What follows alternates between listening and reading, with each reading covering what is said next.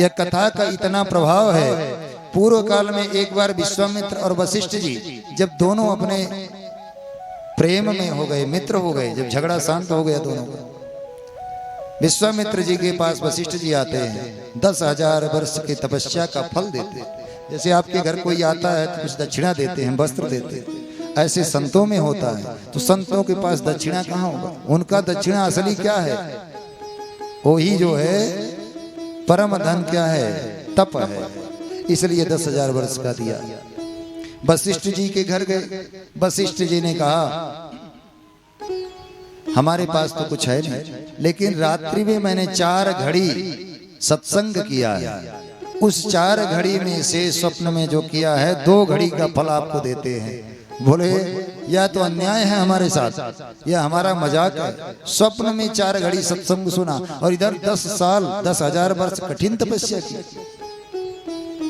वशिष्ठ जी यह जो है हमारे समझ में नहीं आता, ब्रह्मर्षि होकर के ऐसे कैसे अन्याय करते हैं। चलो हमारा आपका पंचायत जो है कहाँ होगा? संकर्षण जी करेंगे, शेषनाग जी करेंगे। शेषनाग जी के पास जाते हैं। शेषनाग जी से दोनों अपनी अपनी बात करते हैं।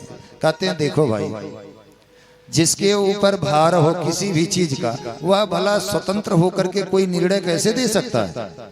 कोई जिम्मेदारी के बोझ से दबा हो वह दूसरा निर्णय कैसे दे सकता है? जो स्वतंत्र होगा वही स्वतंत्र निर्णय दे सकता है। इसलिए पहले तो हमारे इस पृथ्वी का जो भार है यह उतारो, तब हम आपकी बात सुने और फिर हम निर्णय दें।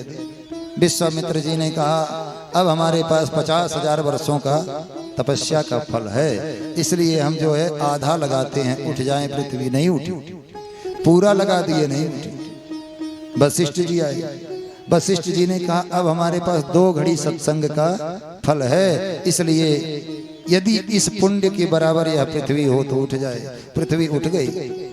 शेषनाग जी ने कहा कि हे विश्वामित्र जी, वशिष्ठ जी, अब आप अपनी बात कहें। अब हम आपकी बात स्वतंत्रता से सुन सकते हैं और हम जो है निर्णय दे सकते हैं। विश्वामित्र जी चरणों में गिर गए, तुरंत बोले अब निर्णय हो गया, अब निर्णय देने की कोई जरूरत नहीं है। इसलिए 100 वर्ष तक शुक्राचार्य जी कहते हैं 100 वर्ष तक यज्ञ करो और एक व्यक्ति क्रोध का त्याग कर दे। एक क्रोध युक्त स्वभाव से रोज हवन करे और एक हवन न करके भगवान का चिंतन करते हुए केवल क्रोध त्याग कर दें तो क्रोध त्यागने वाला श्रेष्ठ है।